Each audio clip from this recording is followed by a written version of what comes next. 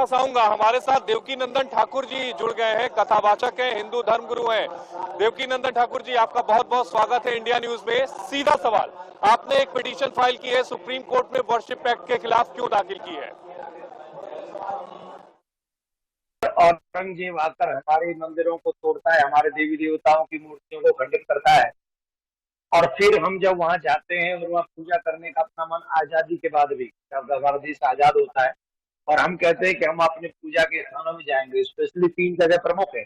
हम अयोध्या नहीं छोड़ सकते, हम काशी नहीं छोड़ सकते, हम लोग जो है मथुरा नहीं छोड़ सकते, क्योंकि यहाँ पर हमारे प्राण बसते हैं, हमारी आत्मा बसती है। हमारा जैसे मक्का का स्थान नहीं बदला जा सकता ना, मक्का मदीना का। इन लोगों के लिए मक्का स्थान जितना महत्वपूर्ण है उतना ही हमारे लिए तीनों स्थान महत्वपूर्ण है। लेकिन जो ये कहा गया कि तुम यहाँ जाके पूजा नहीं कर सकते, तुम इस स्थान को नहीं बात नहीं कर सकते, इसको आगे नहीं बढ़ा सकते, तो अगर लोकतंत्र देश में लोगों के विचारों को भी नहीं जाना जाए या सुना जाए, या उनके जो पूजा का अधिकार है उसको भी छीन लिया जाए, जी, तो क्या फिर आपको लगता है कि ये एक्ट, ये कानून जो है उसे ढाल बनाया जा रहा है?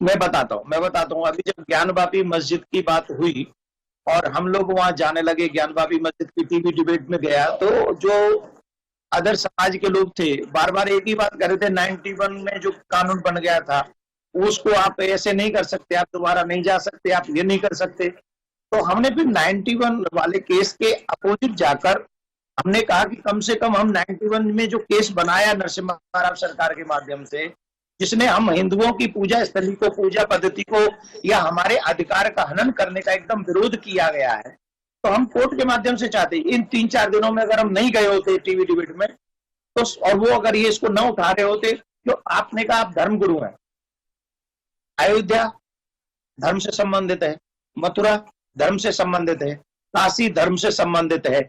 व्यास पीठ पर बैठकर हम अपनी संस्कृति का संवाद करेंगे, और अब हमको लगता है कि हमें कोर्ट जाकर जो अपनी संस्कृति को बचाने का शंखनाद है उसको भी करना चाहिए। तो वही कर रहे, क्योंकि इन्होंने बार बार 91 के उस कानून को आगे लाई ये लोग। मैंने तो उसके विषय में सोचा ही नहीं था, पर जब 3-4 दिन से सुन रहा था तो मेरे दिमाग में हट कर रहा था कि नहीं, मुझे जाना है, और वो आप कोर्ट के पास में गया हूं। देवकी नंदन जी, अब सवाल ये उठ रहा है कि क्या आप किसी पार्टी के साथ हैं या क्या आप किसी मुहिम के साथ हैं?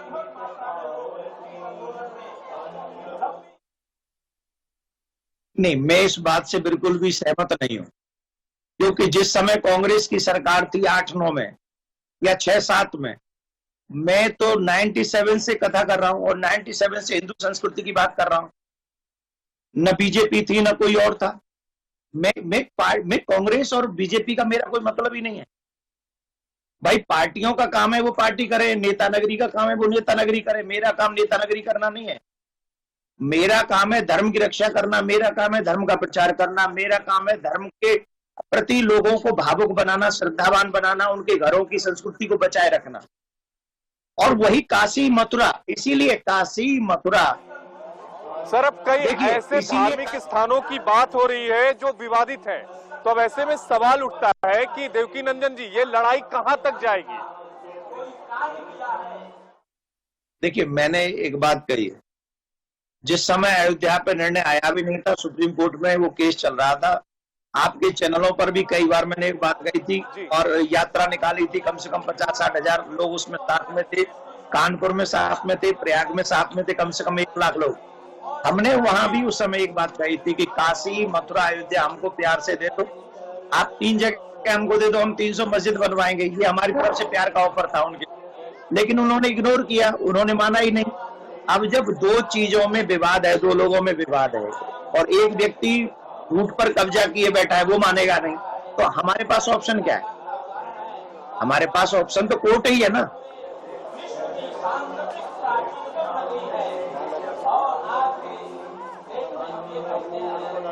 देवकी नंदन जी, आप अब क्या कहना चाहते हैं इस पूरे अभियान को लेकर? स्पष्ट तौर पर बताइए कि पूरे अभियान को लेकर देवकी नंदन ठाकुर की राय क्या है?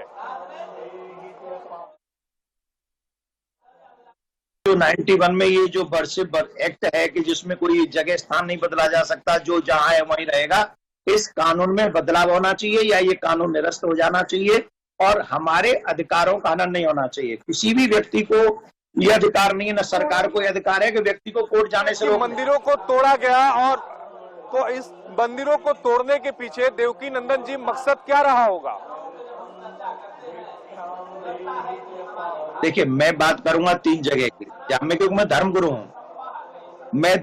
मैं धर्म से संबंधित बातें करूंगा और आपको ये बात माननी पड़ेगी कि औरंगजेब ने हमारी भावनाओं के साथ जैसा मजाक किया, क्रूरता दिखा दिया ना, कोई नहीं कर सकता ऐसा।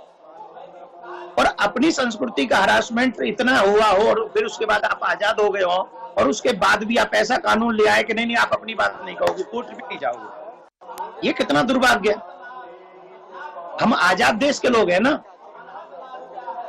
देवकी नंदन जी, आपका कीमती समय देने के लिए बेहद धन्यवाद। तो देवकी नंदन ठाकुर हमारे साथ जुड़े हुए थे, जो बता रहे थे कि वर्शिप एक्ट को लेकर उन्होंने सुप्रीम कोर्ट में एक याचिका दाखिल की है, जिसमें मांग ये की है कि वर्शिप एक्ट को असंवैधानिक घोषित किया जाए। काशी के 80 से ज्ञानवापी पर चर्चा को यही विराम देते हैं और कल फिर एक नई रहस्य के साथ, एक नए खुलासे के साथ आपके सामने आएंगे।